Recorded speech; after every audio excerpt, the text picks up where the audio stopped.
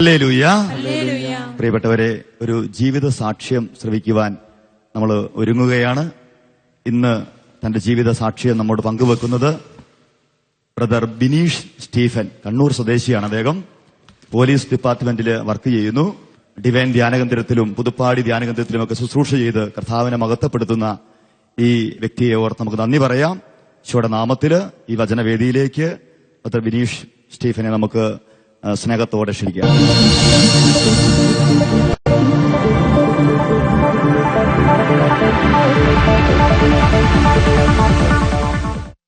Price the lord. Hallelujah, hallelujah. യേശുവേ നന്ദി. സ്വരം ഉയർത്തി പറഞ്ഞേ ഹല്ലേലൂയ. യേശുവേ നന്ദി, യേശുവേ സ്തോത്രം, യേശുവേ ആരാധന. സങ്കീർത്തനങ്ങൾ 119:71 ഇപ്രകാരം നമ്മൾ വായിക്കുന്നു: ദുരിതങ്ങൾ എനിക്ക് ഉപകാരമായി, തന്മൂലം ഞാൻ അങ്ങയുടെ ചട്ടങ്ങൾ അഭ്യസിച്ചു. എന്റെ പ്രിയപ്പെട്ടവരെ, എന്റെ ജീവിതവും ഇത് തന്നെയാണ്. ദുരിതങ്ങൾ, സഹനങ്ങൾ എനിക്ക് ഉപകാരമായി. അതുകൊണ്ട് ഞാൻ കർത്താവിനെ അറിഞ്ഞു. കുഞ്ഞുനാൾ മുതലുള്ള സഹനങ്ങളിലൂടെ ദൈവം, ഈശോ എന്നെ യേശുവിന്റെ അടുത്തേക്ക് വിളിക്കുകയായിരുന്നു. ഈശോയുടെ അടുത്തേക്ക് വിളിച്ചു കഴിഞ്ഞും ഈശുവിനെ ഞാൻ സഹനങ്ങളിലൂടെ രുചിച്ചറിഞ്ഞുകൊണ്ടിരിക്കുന്നു. Praise the lord. സ്വരം ഉയർത്തി പറഞ്ഞേ ഹല്ലേലൂയ, ഹല്ലേലൂയ, ഹല്ലേലൂയ. ബ്രദർ എന്നെ പരിചയപ്പെടുത്തിയതുപോലെ ഞാനൊരു അക്രൈസ്തവ കുടുംബത്തിൽ ജനിച്ച് വളർന്ന വ്യക്തിയാണ്. ഞാൻ യേശുവിനെ അറിയാനായിട്ട് യാതൊരു സാധ്യതയും ഉണ്ടായിരുന്നില്ല. എന്നാൽ എന്റെ കുടുംബ സാഹചര്യങ്ങൾ എന്നെ പതിയെ പതിയെ യേശുവിലേക്ക് എത്തിച്ചതാണ്. ഒരിക്കലും ഞാൻ ആഗ്രഹിച്ചിരുന്നില്ല യേശുവിനെ അറിയണമെന്നോ, യേശുവിന്റെ വഴിയെ നടക്കണമെന്നോ, യേശുവിനെ പ്രഘോഷിക്കണമെന്നോ ഞാൻ ഒരിക്കലും ആഗ്രഹിച്ചിരുന്നില്ല. പക്ഷെ എന്റെ കുടുംബ സാഹചര്യങ്ങൾ തകർന്ന് അപ്പനും അമ്മയും തമ്മിലുള്ള വഴക്കുകൾ വളർന്ന് കോടതിയിലും പോലീസ് സ്റ്റേഷനിലും ഒക്കെ എത്തി. അങ്ങനെ ഒരു സാഹചര്യത്തിലൂടെ കടന്നുപോയി കഴിഞ്ഞപ്പോ ഞാൻ യേശുവിനെ അറിഞ്ഞതാണ്. അപ്പോഴും ആഗ്രഹിച്ചില്ല യേശുവിനെ അറിയണമെന്ന്.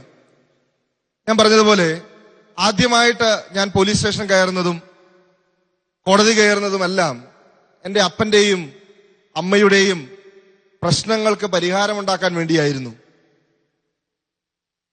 ഇന്ന് ബ്രദർ പറഞ്ഞതുപോലെ ഇന്ന് ഞാൻ പോലീസുകാരനാണ്. ഇന്ന് എപ്പോഴും പോലീസ് സ്റ്റേഷനിൽ തന്നെയാണ്. എന്റെ ആ കാലഘട്ടത്തില് ഉണ്ടായിരുന്ന ഒരു പ്രാർത്ഥന ഇത്രയേ ഉള്ളൂ: എന്റെ അപ്പനെയും അമ്മയെയും എല്ലാം, എന്റെ 2 അനുജന്മാരാണ്, എല്ലാവരെയും എനിക്ക് ഒരുമിപ്പിച്ചു തരണം. ഇത് മാത്രമേ ഉണ്ടായിരുന്നുള്ളൂ എന്റെ പ്രാർത്ഥന. എന്റെ ആഗ്രഹവും ഞങ്ങൾ 5 പേരും ചേർന്നുള്ള സന്തോഷത്തോടെ സമാധാനത്തോടെ ഉള്ള ഒരു ജീവിതമായിരിക്കണം എന്നുള്ളത് മാത്രമായിരുന്നു എന്റെ പ്രാർത്ഥനയും. Praise the lord. സ്വരമുയർത്തി ഹല്ലേലൂയ. അല്പം കൂടി ഉറക്കെ പറയാവോ? ഹല്ലേലൂയ. യേശുവേ നന്ദി, യേശുവേ സ്തോത്രം, യേശുവേ ആരാധന. എന്റെ അപ്പനെയും അമ്മയെയും എന്റെ സഹോദരങ്ങളെയും എല്ലാം ഒരുമിപ്പിച്ചു തരണമേ എന്ന് ഞാൻ പ്രാർത്ഥിക്കുമായിരുന്നു. പക്ഷേ എന്റെ ആഗ്രഹം പോലെയൊന്നും നടന്നില്ല. കേസുകൾ പിന്നെയും കൂടിക്കൂടി വന്നു. കേസുകൾ കൂടിക്കൂടി വന്നപ്പോ എന്റെ ചാച്ചന് കോടതിയിൽ ഹാജരാകാൻ പറ്റാത്ത സാഹചര്യങ്ങളിലേക്ക് വന്നു. അങ്ങനെ ചാച്ചൻ ഒളിവിൽ താമസിക്കാൻ എന്ന വണ്ണം ഇടുക്കി ജില്ലയിലെ വാഗമണ്ണടുത്ത് പുള്ളിക്കാനം എന്ന് പറയുന്ന സ്ഥലത്ത് പോയി ജോലി ചെയ്യാൻ തുടങ്ങി. ഞങ്ങൾ പാരമ്പര്യമായിട്ട് ആശാരിമാരായിരുന്നു. ചാച്ചൻ ആശാരിപ്പണിയെടുത്ത് അവിടെ കഴിഞ്ഞു. എന്റെ പ്രീ ഡിഗ്രി എല്ലാം കഴിഞ്ഞ സമയത്ത് ഞാനും ചാച്ചന്റെ കൂടെ പോയി അവിടെ താമസിക്കാൻ തുടങ്ങി. ചാച്ചന്റെ കൂടെ പണിയെടുത്ത് അതിന്റെ കൂടെ തന്നെ രാത്രി കാലങ്ങളിൽ ഇരുന്ന് പഠിച്ച് അങ്ങനെയൊക്കെ ദൈവം എന്നെ വഴി നടത്തി. അന്നൊന്നും ഞാൻ ആഗ്രഹിച്ചില്ല യേശുവിനെ ഞാൻ അറിയുമെന്നോ, യേശുവിനെ ഞാൻ പ്രകീർത്തിക്കുമെന്നോ എന്നൊന്നും ഞാൻ അന്ന് ചിന്തിച്ചു പോലുമില്ല. അവിടെ ഞങ്ങൾ താമസിച്ചുകൊണ്ടിരുന്നത് ഒരു കത്തോലിക്ക കുടുംബത്തിലുള്ള ഒരു ചേട്ടന് വേണ്ടിയിട്ട് ഫർണിച്ചറുകൾ പണിത് കൊടുക്കുകയാണ് ഞങ്ങൾ ചെയ്യുക. ആ ചേട്ടന്റെ വീടിന് അടുത്ത് തന്നെ ഒരു ഔട്ട് ഹൗസ് പോലെയുള്ള സ്ഥലത്ത് ഞങ്ങൾ താമസിക്കുന്നു. അവിടെ ഇരുന്ന് തന്നെ ഫർണിച്ചറുകളൊക്കെ പണിയുന്നു. എല്ലാ ദിവസവും ഭക്ഷണം കഴിക്കാനായിട്ട് ഈ ചേട്ടന്റെ വീട്ടിലേക്ക് കയറി പോകുന്നു. അങ്ങനെ ഒരുപാട് ദിവസങ്ങൾ, ഒരുപാട് നാളുകൾ അങ്ങനെ കഴിഞ്ഞുപോയി. എല്ലാ ദിവസവും വൈകുന്നേരം ഭക്ഷണം കഴിക്കാനായിട്ട് ഞങ്ങൾ ചെല്ലുമ്പോൾ ആ വീട്ടിലുള്ളവര് സന്ധ്യാപ്രാർത്ഥനയുടെ സമയമായിരിക്കും. സന്ധ്യാപ്രാർത്ഥന കഴിഞ്ഞ് അവിടെയുള്ളവര് എന്റെ ചാച്ചനും സ്തുതി തരുന്നൊരു ഏർപ്പാടുണ്ടായിരുന്നു. എന്റെ ചാച്ചനെ അവരെല്ലാവരും ചാച്ച എന്ന് വിളിച്ചത് കൊണ്ട് ഞാൻ അവിടുത്തെ ചേട്ടനെ പപ്പ എന്ന് വിളിച്ചു, ആ മക്കൾ വിളിക്കുന്നത് പോലെ. അപ്പൊ എല്ലാവരും എനിക്കും സ്തുതി തരും. ഫ്രീ ആയിട്ട് കിട്ടുന്ന ഈ സ്തുതി വാങ്ങിച്ച് ഞാൻ പോക്കറ്റിൽ ഇട്ടുകൊണ്ടിരിക്കും. Praise the lord. സ്വരവരുത്തി പറഞ്ഞ ഹല്ലേലൂയ. യേശുവേ നന്ദി, യേശുവേ സ്തോത്രം. എന്റെ പ്രിയപ്പെട്ടവരെ, ഒരു ദിവസം അവിടുത്തെ മൂത്ത ചേച്ചി എന്നോട് പറഞ്ഞു, ഇനി കുരിശു വരയ്ക്കാത്തവർക്ക് സ്തുതിയില്ല കേട്ടോ എന്ന് പറഞ്ഞു. അവിടുത്തെ കുരിശുവര എന്ന് പറയുന്ന ഒരു 1.5 കുരിശുവരയാണ്. മമ്മി വരുന്നത് വരെ, കുരിശു വരയ്ക്കാനായിട്ട് വരുന്നത് വരെ ഒരുപാട് പാട്ടുകളൊക്കെ പാടി കർത്താവിനെ ഇങ്ങനെ മഹത്വപ്പെടുത്തിക്കൊണ്ടവരിയ്ക്കും. മമ്മി അടുക്കള പണിയെല്ലാം കഴിഞ്ഞ് വരുമ്പോ മമ്മിയും കൂടി ചേർന്ന് കുരിശുവര. അത് കഴിഞ്ഞ് മമ്മി ഭക്ഷണം വിളമ്പാനായിട്ട് പോകുന്ന സമയത്ത് വീണ്ടും പാട്ടുകളൊക്കെ പാടിക്കൊണ്ടിരിക്കും. ഒരു 1.5 മണിക്കൂർ സമയം എങ്ങനെയായാലും ആ കുരിശുവരയുണ്ട്. വളരെ മനോഹരമായിരുന്നു. ആ കുരിശുവരയിലേക്കാണ് എന്നോട് പറഞ്ഞത്, ഇനി കുരിശുവരയ്ക്കാത്തവർക്ക് സ്തുതിയില്ല എന്ന് പറഞ്ഞത്. അപ്പം ഞാൻ പറഞ്ഞു, കുരിശു വരയ്ക്കുന്നതിന് എനിക്ക് കുഴപ്പമൊന്നുമില്ലെന്ന് പറഞ്ഞു. പിറ്റേ ദിവസം ഞാൻ ഭക്ഷണം കഴിക്കാനായിട്ട് ചെല്ലുമ്പോ ഇവര് കുരിശുവരയൊന്നും കണ്ടില്ല, ആരും എനിക്ക് സ്തുതി തരാൻ വന്നില്ല. അപ്പൊ ഞാൻ വിചാരിച്ചു ഇവര് നേരത്തെ കുരിശുവരയെല്ലാം കഴിഞ്ഞിട്ടുണ്ടാകും. ഞാൻ ചോദിച്ചപ്പോ പറഞ്ഞു, ഞങ്ങള് നിന്നെ കാത്തിരിക്കുകയാണ് കുരിശു വരയ്ക്കാൻ വേണ്ടി. എന്റെ പ്രിയപ്പെട്ടവരെ, ഞാൻ പെട്ടു എന്ന് തന്നെ എനിക്ക് മനസ്സിലായി. ഒരിക്കലും ഞാൻ ആഗ്രഹിച്ചില്ല ഈ യേശുവിന്റെ കൂടെ ഇരുന്ന് പ്രാർത്ഥിക്കണം, യേശുവിനെ നാമം വിളിക്കണമെന്നൊന്നും ഒരിക്കലും ഞാൻ ആഗ്രഹിച്ചിട്ടുണ്ടായിരുന്നില്ല. അവിടെ ഞാനും ഇവരുടെ കൂടെ ഇരുന്നു. പതിയെ പതിയെ ഞാൻ സ്വർഗസ്ഥനായ പിതാവിന്റെയും നന്മ നിറഞ്ഞ മറിയത്തിന്റെയും ഒക്കെ മുക്കും മൂലയും ഒക്കെ പഠിക്കാൻ തുടങ്ങി. ഇതെല്ലാം ചെല്ലുന്നത് അവർക്ക് വേണ്ടിയാണ്, ആ കുടുംബത്തിലുള്ളവരുടെ സന്തോഷിപ്പിക്കാൻ വേണ്ടിയാണ്. എന്നെ ഭയങ്കര ഒരു സ്വഭാവമാണ്, എന്നെ സ്നേഹിക്കുന്നവരെ വിഷമിപ്പിക്കുക എനിക്ക് ഇഷ്ടമുള്ളൊരു കാര്യമല്ല. അതുകൊണ്ട് തന്നെ ഞാൻ അവര് സന്തോഷിച്ചോട്ടെ എന്ന് ചോദിച്ചിട്ട് ഞാൻ അവരുടെ കൂടെ ഇരുന്ന് പതുക്കെ സ്വർഗസ്ഥനായ പിതാവും നന്മ നിറഞ്ഞ മറിയും ഒക്കെ ചൊല്ലാൻ തുടങ്ങി. അങ്ങനെ ഇരിക്കുമ്പോ പലപ്പോഴായിട്ട് അവരെന്നോട് പറഞ്ഞു, ഒരു ധ്യാനത്തിന് പോകണം മോനെ, ദൈവം നിന്നെ വിളിക്കുന്നുണ്ടെന്ന് പറഞ്ഞു. ഞാനത് സ്നേഹത്തോടെ ഞാൻ പിന്നെ പൊക്കോളാം എന്നൊക്കെ പറഞ്ഞ് ഒഴിവ് കഴിവൊക്കെ പറഞ്ഞ് അങ്ങനെ ഇരുന്നു. അങ്ങനെ ഇരിക്കുന്ന സമയത്താണ് ഞാൻ കണ്ണൂര് കൊട്ടിയൂര് നിന്ന് പാലായിലേക്ക് ഒരു KSRTC ബസ്സില് രാത്രിയിൽ യാത്ര ചെയ്യുന്ന സമയത്ത് ഒരു വൈദികനെ കണ്ടുമുട്ടിയത്. ആ വൈദികൻ എന്റെ അടുത്ത് തന്നെ വന്നിരുന്നു. എനിക്ക് ഒരുപാട് കാര്യങ്ങൾ ഈ ക്രിസ്തുവിനെ പറ്റിയൊക്കെ ചോദിക്കാനുണ്ടായിരുന്നു. ഞാൻ ഈ വൈദികനോട് ആദ്യമായി ചോദിച്ചു, അച്ഛന്റെ പേരെന്താണ്? അച്ഛൻ എന്നോട് മനോഹരമായിട്ട് മറുപടി പറഞ്ഞ് ഞാൻ പാലായിക്കാണ്. അപ്പൊ എനിക്ക് മനസ്സിലായി അച്ഛന് കേൾവി അല്പം കുറവുണ്ട്. ഒരു പ്രായമുള്ളൊരു വൈദികനായിരുന്നു. യാത്രയിൽ അച്ഛന്റെ പേര് അബ്രഹാം കൈപ്പൻപിളാക്കൽ എന്നാണെന്ന് മനസ്സിലായി. അച്ഛൻ പറഞ്ഞു, അച്ഛന്റെ ഒരു സ്വഭാവം, അന്നൊരു നവംബർ മാസമാണ്, തണുപ്പ് തുടങ്ങുന്നു. ഞാൻ ബസ്സിന്റെ സൈഡ് സീറ്റിലായിരിക്കുന്നത്, തണുത്ത കാറ്റടിക്കുന്നുണ്ട്. അച്ഛനൊരു ചുമന്ന ഷാള് പുതച്ചിട്ടുണ്ട്. അച്ഛൻ ആ ഷാൾ എന്നെയും കൂടി ചേർത്ത് പുതപ്പിച്ചു. എന്നിട്ട് എന്നെ വലതുകരം കൊണ്ട് എന്നെ കെട്ടിപ്പിടിച്ചുകൊണ്ട് അച്ഛൻ പറഞ്ഞു, എന്റെ കുഞ്ഞിന് തണുപ്പടിക്കണ്ടെന്ന് പറഞ്ഞു. എന്റെ പ്രിയപ്പെട്ടവരെ, ഇത്രയും സ്നേഹത്തോടെ എന്നെ കെട്ടിപ്പിടിച്ച ഒരു വ്യക്തിയെ ഞാൻ ആദ്യമായിട്ട് എന്റെ ഓർമ്മയിൽ വരുന്നത് ഈ വൈദികനാണ്. Praise the lord. സ്വരവരുത്തി പറഞ്ഞ ഹല്ലേലൂയ, ഹല്ലേലൂയ. കാരണം എന്റെ ചെറുപ്പകാലത്ത് മുഴുവൻ ഞാൻ കണ്ടിരിക്കുന്നത് എപ്പോഴും വഴക്കുള്ള ഒരു കുടുംബം. എന്നെ കെട്ടിപ്പിടിക്കേണ്ട എന്റെ മാതാപിതാക്കള് പലപ്പോഴും എന്നെ കെട്ടിപ്പിടിക്കാൻ മറന്നുപോയിട്ടുണ്ട്. പക്ഷെ ഈ വൈദികൻ എന്നെ കെട്ടിപ്പിടിച്ച് എനിക്ക് എന്തെന്നില്ലാത്തൊരു വികാരം ഞാൻ അദ്ദേഹത്തിനോട് എന്റെ കുടുംബജീവിതം മുഴുവൻ അങ്ങ് തത്ത പറയുന്ന പോലെ പറയാൻ തുടങ്ങി. അച്ഛനെല്ലാം കേട്ട് കഴിഞ്ഞിട്ട് അച്ഛൻ എന്നോട് പറഞ്ഞു, മോനെ നിനക്കൊരു ധ്യാനത്തിന് പോയിക്കൂടെ എന്ന് ചോദിച്ചു. ഞാൻ പറഞ്ഞു, പോണോന്ന് ആഗ്രഹമുണ്ട്, ഇങ്ങനെ ആ വീട്ടുകാരും ഒക്കെ എന്നോട് പറഞ്ഞിട്ടുണ്ട്, ഞാൻ പോകാൻ വെച്ചാന്ന് പറഞ്ഞു. അപ്പൊ അച്ഛൻ പറഞ്ഞു, എന്നാൽ അടുത്ത ആഴ്ച തന്നെ നീ ധ്യാനത്തിന് പൊക്കോളാൻ പറഞ്ഞു. എന്റെ പ്രിയപ്പെട്ടവരെ, ഞാൻ ഈ അച്ഛനോട് ധ്യാനത്തിന് പോകാമെന്ന് സമ്മതിച്ചെങ്കിലും എന്റെ മനസ്സുകൊണ്ട് എനിക്ക് ആഗ്രഹമില്ല ഈ ധ്യാനത്തിന് പോകണമെന്ന്. കാരണം എനിക്ക് യേശു ക്രിസ്തുവിനെ അത്രത്തോളം വെറുപ്പായിരുന്നു. Praise the lord. സ്വരവരുത്തി പറഞ്ഞ ഹല്ലേലൂയ, ഹല്ലേലൂയ, ഹല്ലേലൂയ. അച്ഛൻ എന്നോട് ചോദിച്ചു, എന്താ പോവാൻ താല്പര്യമില്ലാത്തത്? പൈസ ഇല്ലാഞ്ഞിട്ടാണോ എന്ന് ചോദിച്ചു. ഞാൻ അന്ന് എന്റെ പൊട്ടബുദ്ധിക്ക് ഇങ്ങനെ തോന്നി, പൈസ ഇല്ലെന്ന് പറഞ്ഞു കഴിഞ്ഞാൽ പിന്നെ ആരും കാശും കൊണ്ട് വരികയല്ലോ. ഞാൻ ഉടനെ അച്ഛനോട് പറഞ്ഞു, അതെ കാശില്ലാത്തോണ്ടാന്ന് പറഞ്ഞു.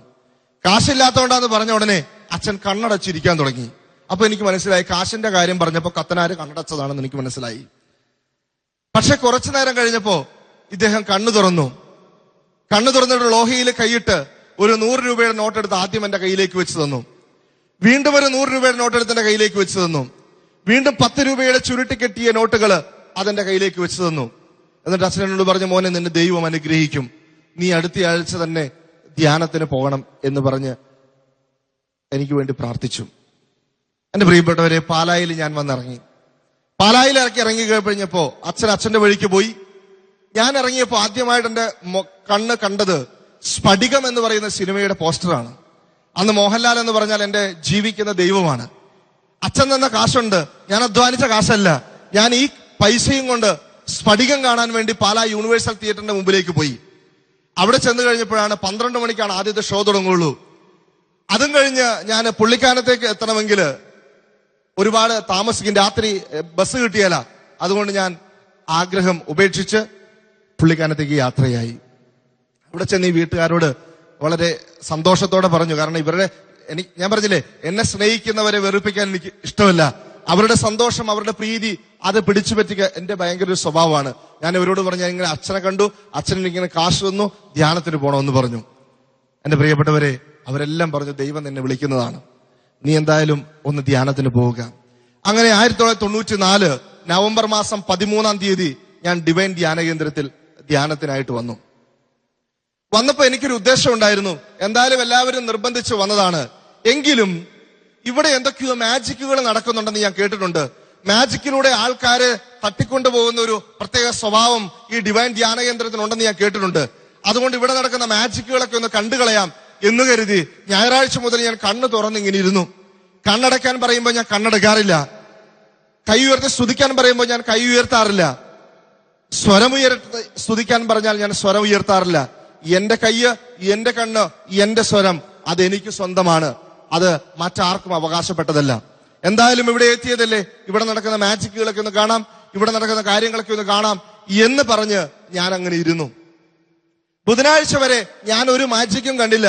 ബുധനാഴ്ച ആയപ്പോ പനകലച്ചൻ ഇപ്രകാരം വിളിച്ചു പറഞ്ഞു, ഇന്ന് നിങ്ങൾ കൗൺസിലിങ്ങിനായിട്ട് പോവുകയാണ്. കൗൺസിലിങ്ങിന് പോകുമ്പോ കൗൺസിലർ പറയുന്ന കാര്യങ്ങൾ യേശുവിന്റെ കൈകളിൽ നിന്നെന്ന പോലെ നിങ്ങൾ സ്വീകരിക്കണം. അത് നിങ്ങളുടെ ജീവിതത്തിൽ പ്രാവർത്തികമാക്കണം. നിങ്ങൾക്ക് നന്മ വരുമെന്ന് പറഞ്ഞു. എന്റെ പ്രിയപ്പെട്ടവരെ, എനിക്ക് മനസ്സിലായി ഇതുവരെ മാജിക് ഒന്നും കണ്ടില്ല. ഇനിയായിരിക്കും ഇവിടെ മാജിക് നടക്കാൻ പോകുന്നത്. ഈ കൗൺസിലിങ്ങിന് പോകുമ്പോൾ ഞാൻ അടുത്തുള്ള ആളോട് ചോദിച്ചു, ഈ കൗൺസിലിങ്ങിന്റെ പരിപാടി.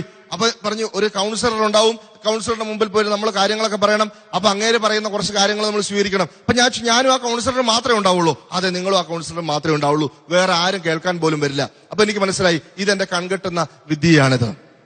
എന്റെ പ്രിയപ്പെട്ടവരെ, ഞാൻ ചെന്നു, കൗൺസിലറോട് കാര്യങ്ങളൊക്കെ പറഞ്ഞു. ആ മനുഷ്യൻ പറഞ്ഞ നല്ല കാര്യങ്ങളെല്ലാം ഞാൻ സ്വീകരിച്ചു.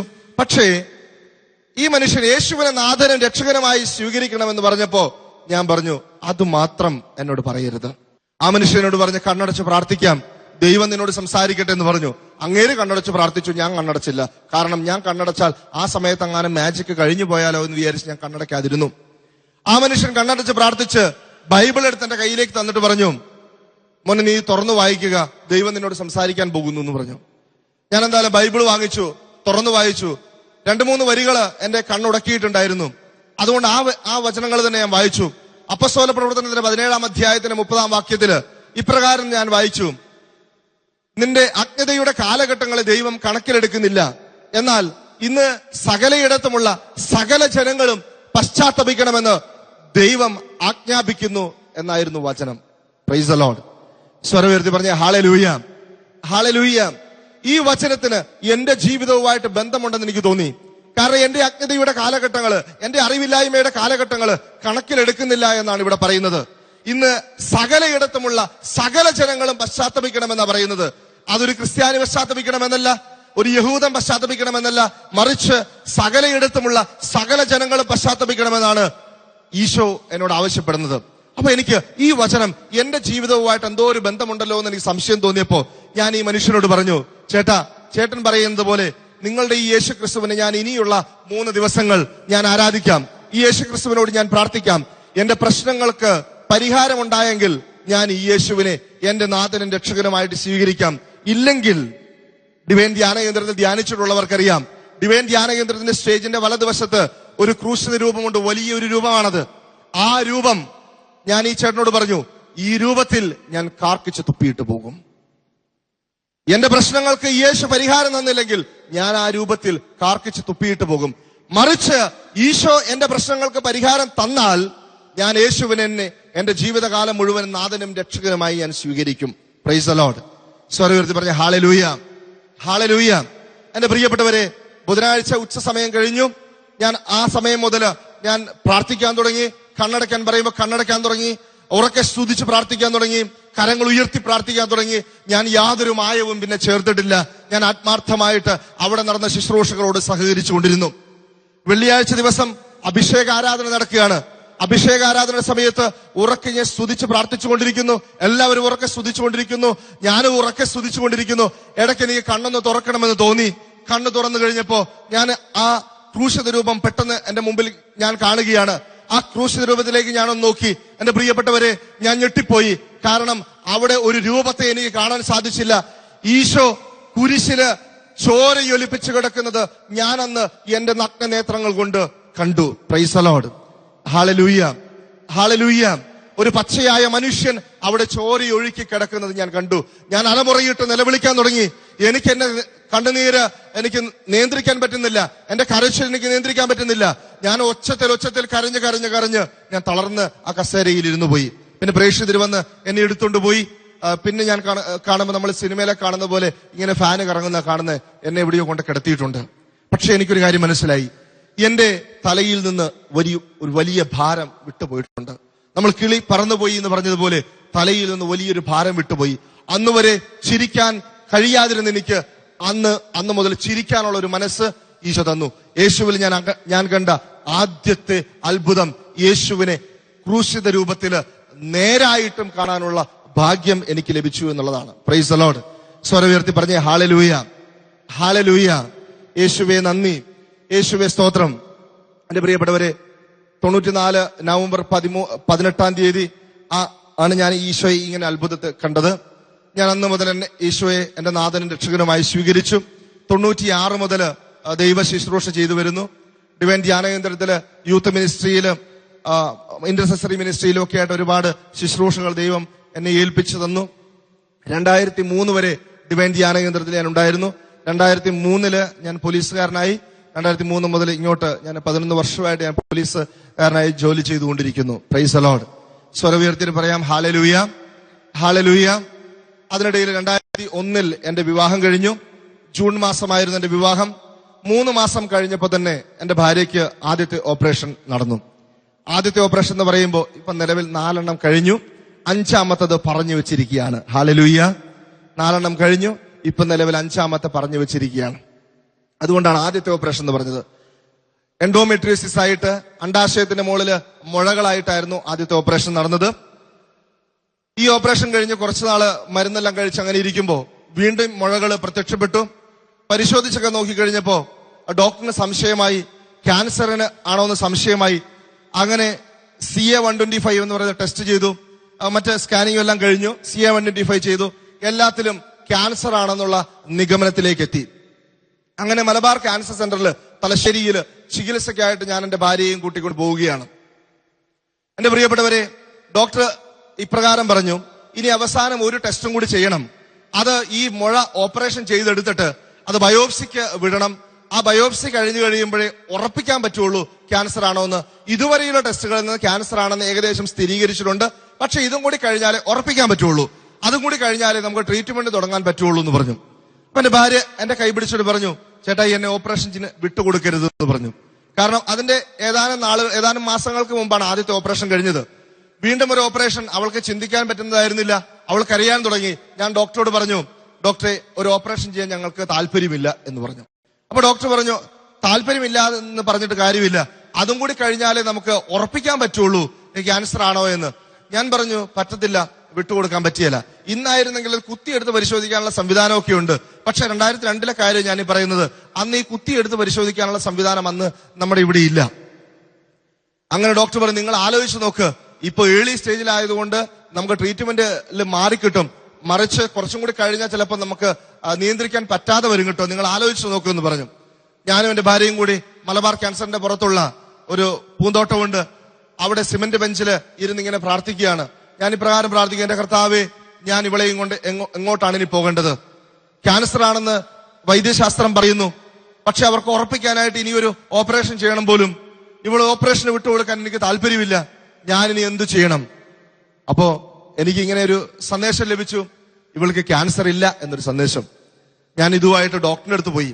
ഡോക്ടറോട് ഞാൻ പറഞ്ഞു, ഡോക്ടറെ, എന്റെ ഭാര്യയ്ക്ക് ക്യാൻസർ ഇല്ല. ഡോക്ടർ ചോദിച്ചു, ആരാ പറഞ്ഞത് ക്യാൻസർ ഇല്ലെന്ന്? അപ്പൊ ഞാൻ പറഞ്ഞു, എന്റെ ഈശോ പറഞ്ഞു ക്യാൻസർ ഇല്ലെന്ന്. Praise the lord, hallelujah. Doctor വിശ്വസിക്കോ? ഡോക്ടർ വിശ്വസിക്കല. അവിടെ നിന്ന് വീണ്ടും ഗൈനക്കോളജിസ്റ്റിന്റെ അടുത്തേക്ക് പോയി. തലശ്ശേരിയിൽ ജോസ്ഗിരി ഹോസ്പിറ്റലിൽ ആണ് ട്രീറ്റ്മെന്റ് ചെയ്തുകൊണ്ടിരുന്നത്. ഡോക്ടറെ അടുത്ത് ചെന്നിട്ട് ഞാൻ പറഞ്ഞു, ഡോക്ടറെ, എന്റെ ഭാര്യയ്ക്ക് ക്യാൻസർ ഇല്ല. അപ്പൊ ഡോക്ടർ ചോദിച്ചു, ക്യാൻസർ സെന്ററിൽ നിന്ന് അങ്ങനെ വല്ല എഴുത്ത് തന്നിട്ടുണ്ടോ? അവിടുന്ന് തന്നെ എഴുത്ത് എന്തിയെ കാണിച്ചു തരാൻ പറഞ്ഞു. ഞാൻ എഴുത്ത് കൊടുത്തു. എഴുത്ത് വായിച്ചിട്ട് ഡോക്ടറിനോട് പറഞ്ഞു, ഇതിനകത്ത് ക്യാൻസർ ഇല്ലാന്നൊന്നും എഴുതിയിട്ടില്ലല്ലോ, ഇതിനകത്ത് ഓപ്പറേഷൻ ചെയ്യണം, എന്നിട്ട് ബയോപ്സിക്ക് വിടണം എന്നാണ് എഴുതിയിരിക്കുന്നത്. പിന്നെ നിങ്ങളോട് ആര് പറഞ്ഞു ക്യാൻസർ ഇല്ലെന്ന്? ഞാൻ പറഞ്ഞു, എന്റെ ദൈവം പറഞ്ഞു, ഈശോ പറഞ്ഞു ഇവൾക്ക് ക്യാൻസർ ഇല്ലെന്ന്. Praise the lord. സ്വരം ഉയർത്തിട്ട് ഹല്ലേലൂയ പറഞ്ഞേ. Hallelujah, hallelujah. എന്റെ പ്രിയപ്പെട്ടവരെ, അന്ന് പൊട്ടനെ പോലെ ചിന്തിക്കാൻ എനിക്ക് ദൈവം ശക്തി തന്നു, കൃപ തന്നു എന്ന് മാത്രം പറയാം. ഞാൻ ഡോക്ടറോട് പറയാണ്, ഡോക്ടർ, എനിക്ക് ഉറപ്പുണ്ട്, എന്റെ ദൈവം പറഞ്ഞ തെറ്റില്ല, എനിക്ക് ഉറപ്പുണ്ട് ഇവള് ക്യാൻസർ ഇല്ല. ഞാൻ നിർബന്ധിച്ച് ഡോക്ടറോട് പറഞ്ഞു, CA-125 എന്ന ടെസ്റ്റ് വീണ്ടും ചെയ്യണമെന്ന് പറഞ്ഞു. ഡോക്ടർ പറഞ്ഞു, 2 ആഴ്ച മുമ്പ് ചെയ്ത ടെസ്റ്റ് വീണ്ടും ചെയ്തത് കൊണ്ട് എന്ത് പ്രയോജനമാണുള്ളത്? വലിയ മാറ്റമൊന്നും ഉണ്ടായില്ലെന്ന് പറഞ്ഞു. ഞാൻ പറഞ്ഞു, എന്നാലും ഡോക്ടറെ ടെസ്റ്റ് ചെയ്യണം. അങ്ങനെ ബ്ലഡ് എടുത്തു കൊടുത്തു. അന്ന് സൗത്ത് ഇന്ത്യയിൽ എവിടെയും CA-125 ചെയ്യാനുള്ള സൗകര്യമില്ല. ബ്ലഡ് എടുത്ത് കൊടുത്ത് ബോംബെയിലേക്ക് അയക്കും, ഒരാഴ്ച കഴിഞ്ഞ് റിസൾട്ട് വരുള്ളൂ. അങ്ങനെ ബ്ലഡ് എടുത്ത് കൊടുത്തിട്ട് ഞാനും എന്റെ ഭാര്യയും കൂടി പോട്ടയാശ്രമത്തിൽ ധ്യാനിക്കാനായിട്ട് പോയി. ധ്യാനിച്ചു കഴിഞ്ഞ് തിരിച്ചു വന്നു കഴിഞ്ഞപ്പോ റിസൾട്ട് വന്നു. റിസൾട്ട് നോക്കിയിട്ട് ഡോക്ടർ പറഞ്ഞു, അത്ഭുതമായിരിക്കുന്നു, നിങ്ങളുടെ ഭാര്യയ്ക്ക് ക്യാൻസർ ഇല്ല. Praise the lord, hallelujah. സ്വരമുയർത്തി ഹല്ലേലൂയ. യേശുവേ നന്ദി, യേശുവേ സ്തോത്രം. എന്റെ പ്രിയപ്പെട്ടവരെ, പിന്നെയും ഒരുപാട് ചികിത്സകൾ ചെയ്തു. കാരണം ഈ മുഴകൾ അങ്ങനെ ഇരിക്കുന്നു. ഈ മുഴകൾ ഉള്ളിടത്തോളം കാലം കുഞ്ഞുങ്ങൾ ഉണ്ടായില്ല. അതുകൊണ്ട് ചികിത്സകൾ ഇങ്ങനെ തുടർന്നുകൊണ്ടേയിരുന്നു കുഞ്ഞുങ്ങൾ ഉണ്ടാകാൻ വേണ്ടിയിട്ട്. 6 തവണ IUI ചെയ്തു. 6 തവണയും പരാജയപ്പെട്ടു. അങ്ങനെ 2009 ജനുവരി മാസം എത്തി. അപ്പോഴേക്കും 8 വർഷങ്ങൾ കഴിഞ്ഞു. നീണ്ട ചികിത്സകൾ, ഒരുപാട് കാശ് അതിനുവേണ്ടി ചെലവഴിച്ചു, ഒരുപാട് കടം മേടിച്ചിട്ടും ചികിത്സിച്ചു. എന്നിട്ടൊന്നും ഒരു പ്രയോജനവും ഉണ്ടായില്ല. 2009 ജനുവരി മാസത്തില് ഞങ്ങൾ സ്ഥിരമായിട്ട് ചികിത്സിച്ചുകൊണ്ടിരുന്ന ഡോക്ടർ ഞങ്ങളോട് പറഞ്ഞു, ഇനി നിങ്ങൾ എന്റെ അടുത്ത് ചികിത്സയ്ക്ക് വരണ്ട എന്ന് പറഞ്ഞു. അപ്പൊ ഞാൻ ചോദിച്ചു, അതെന്താ ഇനി ചികിത്സയ്ക്ക് വരണ്ട എന്ന് പറഞ്ഞത്? അപ്പൊ ഡോക്ടർ എന്നോട് പറയാണ്, ഇനി ബിന്ദു പ്രഗ്നന്റ് ആവുകയില്ല, നോർമലായിട്ട് പ്രഗ്നന്റ് ആകാനുള്ള ശേഷി ഇവൾക്കില്ല. ഇവളുടെ അണ്ടാശയങ്ങളില് ഒന്ന് കംപ്ലീറ്റ് ആയിട്ട് നശിച്ചുപോയി, മറ്റേ അണ്ടാശയവും ഏകദേശം 90% നശിച്ചു പോയിട്ടുണ്ട്. ഈ IUI ഒക്കെ ഇത്ര 6 പ്രാവശ്യം ചെയ്ത് സാധാരണ ചെയ്യാറില്ല. ഇത്രയും ചെയ്ത് നോക്കിയിട്ടും നടന്നില്ലെങ്കിൽ ഇനി അവൾക്ക് പ്രഗ്നന്റ് ആകാനുള്ള ശേഷിയില്ല. എന്റെ പ്രിയപ്പെട്ടവരെ, വളരെ സങ്കടം തോന്നി. കാരണം ഇത്രയും നാൾ ചികിത്സ ചെയ്തതൊക്കെ ഒരു കുഞ്ഞിനെ കാണാൻ വേണ്ടിയാ. ഡോക്ടറിന്റെ റൂമിൽ നിന്ന് പുറത്തേക്ക് ഇറങ്ങിയപ്പോ പെട്ടെന്ന് എനിക്കൊരു ഇങ്ങനെ ഒരു മെസ്സേജ് ഈശോ എന്നോട് പറഞ്ഞു, നിനക്ക് ഉടനെ ഒരു കുഞ്ഞിനെ ഞാൻ തരും എന്ന് പറഞ്ഞു. അപ്പൊ ഞാൻ എന്റെ ഭാര്യയോട് പറഞ്ഞു, നമുക്ക് ഉടനെ ഒരു കുഞ്ഞിനെ തരുമെന്ന് ഈശോ പറയുന്നുണ്ടെന്ന് പറഞ്ഞു. അപ്പൊ അവൾ എന്റെ മുഖത്തേക്ക് നോക്കി. ഇപ്പൊ ഡോക്ടർ പറഞ്ഞതേ ഉള്ളൂ ഇനി ഇവൾ പ്രഗ്നന്റ് ആകുകയാണെന്ന്. അപ്പോഴാണ് ഞാൻ പറയുന്നത് ഉടനെ നമുക്കൊരു കുഞ്ഞിനെ കിട്ടുമെന്ന്. എന്റെ പ്രിയപ്പെട്ടവരെ, പിറ്റേന്ന് തന്നെ ഞാൻ ലീവിന് അപേക്ഷ കൊടുത്തു. തൊട്ടടുത്ത മാസം 2009 ഫെബ്രുവരിയിൽ ഞാനും എന്റെ ഭാര്യയും കൂടി കോഴിക്കോട് ധ്യാനത്തിന് വരികയാണ്. ശാലോമിന്റെ വാരാന്ത്യ ധ്യാനം അവിടെ നടക്കുകയാണ്. അങ്ങനെ ശാലോമിന്റെ വാരാന്ത്യ ധ്യാനം കൂടി തിരിച്ചുപോയി. തൊട്ടടുത്ത മാസം 2009 മാർച്ചിലാണ് ഈസ്റ്റർ. ഈസ്റ്ററിന്റെ തലേ ദിവസം ഞങ്ങൾ അറിയുന്നു എന്റെ ഭാര്യ പ്രഗ്നന്റ് ആണ് എന്നുള്ള വിവരം. Praise the lord, hallelujah, hallelujah. സ്വരമുയർത്തി പറഞ്ഞ ഹല്ലേലൂയ, ഹല്ലേലൂയ. എന്റെ പ്രിയപ്പെട്ടവരെ, അസാധ്യമാണെന്ന് ലോകം പറഞ്ഞപ്പോ, അസാധ്യമാണെന്ന് വൈദ്യശാസ്ത്രം പറഞ്ഞപ്പോ ദൈവം അത് സാധ്യമാക്കി തന്നു. യോഹന്നാന്റെ സുവിശേഷം 11-ാം അധ്യായത്തില് യേശു സ്നേഹിച്ച ലാസറിനെ പറ്റി പറയുന്നുണ്ട്.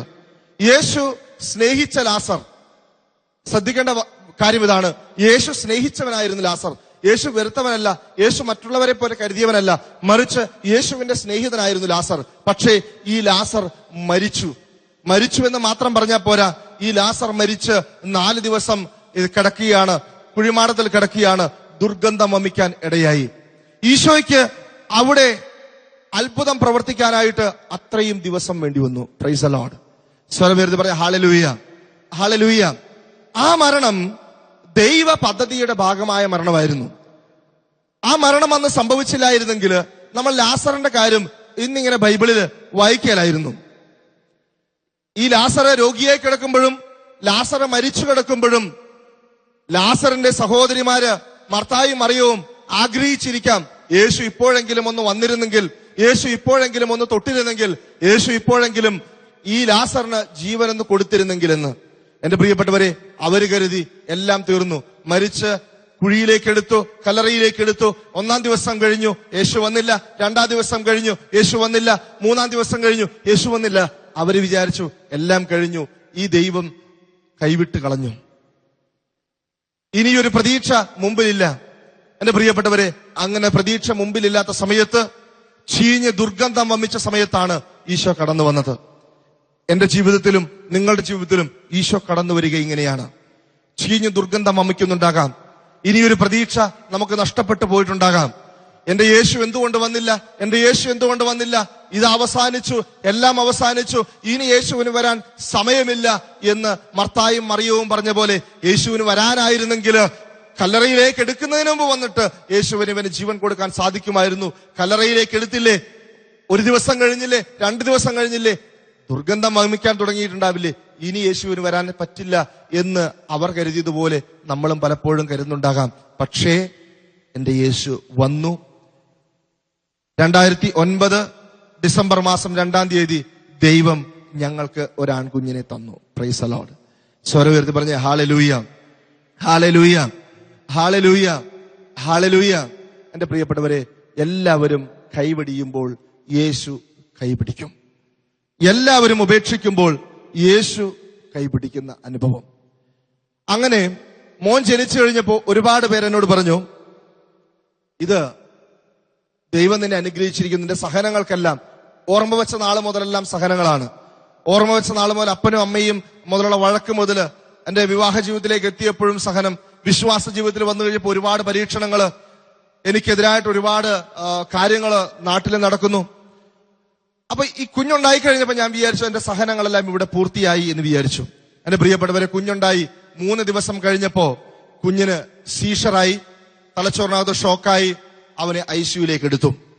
ICUലേക്ക് എടുത്തു കഴിഞ്ഞപ്പോ ഡോക്ടറെ ഞാൻ കണ്ടു ചോദിച്ചപ്പോ ഡോക്ടർ പറഞ്ഞു 48 മണിക്കൂർ നേരത്തേക്ക് ഒന്നും പറയാൻ പറ്റിയല്ല. 48 മണിക്കൂർ കഴിഞ്ഞപ്പോ ഞാൻ വീണ്ടും ചോദിച്ചു, ഡോക്ടറെ എങ്ങനെയുണ്ട് കുഞ്ഞിന്? അപ്പോഴും ഡോക്ടർ പറഞ്ഞു കുഞ്ഞിന് സീരിയസ് ആണ്, 24 മണിക്കൂർ കഴിയാതെ ഒന്നും പറയാൻ പറ്റിയല്ല. വീണ്ടും 24 മണിക്കൂർ കഴിഞ്ഞപ്പോ ഞാൻ വീണ്ടും ഡോക്ടറെ അടുത്ത് ചെന്നു. ഡോക്ടറോട് ചോദിച്ചു, ഡോക്ടറെ കുഞ്ഞിന് എങ്ങനെയുണ്ട്? അപ്പൊ ഡോക്ടർ എന്നോട് പറഞ്ഞു, നിങ്ങൾ വേണമെങ്കിൽ ICUവിൽ കയറി കുഞ്ഞിനെ കണ്ടോളൂ എന്ന് പറഞ്ഞു. എന്റെ പ്രിയപ്പെട്ടവരെ, കുഞ്ഞിനെ ICUവിൽ കയറി കണ്ടോളൂ എന്ന് പറയാൻ കാരണം, കുഞ്ഞ് മരണത്തോട് മല്ലിട്ടുകൊണ്ടിരിക്കുകയാണ്. കുഞ്ഞ് ജീവിക്കുമോ എന്നറിയില്ല. സാധാരണ നവജാത ശിശുക്കളുടെ ICUവിൽ പുറത്തു നിന്ന് ആരെയും കയറ്റാറില്ല. NICUവിൽ നിങ്ങൾക്ക് പരിചയമുള്ളവർക്കറിയാം, ഹോസ്പിറ്റലിൽ ജോലി ചെയ്യുന്നവർക്കറിയാം, NICUവിൽ പുറത്തുനിന്ന് ആരെയും കയറ്റാറില്ല, ഇൻഫെക്ഷൻ ഉണ്ടാകും. പക്ഷേ ആദ്യമായിട്ട് പരിയാരം മെഡിക്കൽ കോളേജിന്റെ NICUവിൽ എനിക്ക് കയറാൻ അനുവാദം തന്നു. ഇവരുടെ പച്ചക്കുപ്പായവും സ്റ്റെറിലൈസ് ചെയ്ത് ചെരുപ്പും ഒക്കെ ഇട്ട് ഞാൻ ഈ NICUവിലേക്ക് ചെന്നു. എന്റെ പ്രിയപ്പെട്ടവരെ, എന്റെ കുഞ്ഞ് കിടക്കുകയാണ് ഒരു തൊട്ടിലില്, ഒരു പുഴുവിനെ പോലെ കിടക്കുകയാണ്. അവന്റെ വയറിങ്ങനെ ഉയർന്ന് താഴുന്നുണ്ട്. മരണത്തോട് മല്ലടിച്ച് അവനങ്ങ് കിടക്കുമ്പോ ഞാനൊരു കല്ലോ മരവോ അല്ല അവിടെ നിൽക്കുന്നത്, ഞാൻ ആ കുഞ്ഞിന്റെ അപ്പനാണ് അവിടെ നിൽക്കുന്നത്. സാധാരണ പച്ചയായ വികാരങ്ങളുള്ള മനുഷ്യനാണ് ഞാൻ. എന്നെ നെഞ്ചെന്ന് പെടഞ്ഞു, എന്റെ കണ്ണിൽ നിന്ന് ഒരു തുള്ളി കണ്ണുനീര് വീണു. അപ്പോ ഒരു വചനം പെട്ടെന്ന് എനിക്കിങ്ങനെ ഓർമ്മയിലേക്ക് വന്നു. പ്രഭാഷകന്റെ പുസ്തകം 3-ാം അധ്യായത്തിന്റെ 9-ാമത്തെ വചനമായിരുന്നത്. അപ്പന്റെ അനുഗ്രഹം മക്കളുടെ ഭവനങ്ങളെ ബലവത്താക്കുമെന്ന് എനിക്ക് മനസ്സിലായി. ദൈവം എന്നോട് സംസാരിക്കുകയാണെന്ന് എനിക്ക് മനസ്സിലായി. ദൈവം എന്നോട് സംസാരിക്കുകയാണെന്ന് മനസ്സിലായ സമയത്ത് തന്നെ ഞാൻ തമ്പുരാനോട് പറഞ്ഞു, ദൈവമേ സ്തോത്രം, ദൈവമേ നന്ദി, ഈ വചനത്തെ ഓർത്ത് നന്ദി. ഞാൻ കൊച്ചിന്റെ തൊട്ടിലിന്റെ മുകളിലേക്ക് കരം ഇങ്ങനെ നീട്ടിപ്പിടിച്ചു.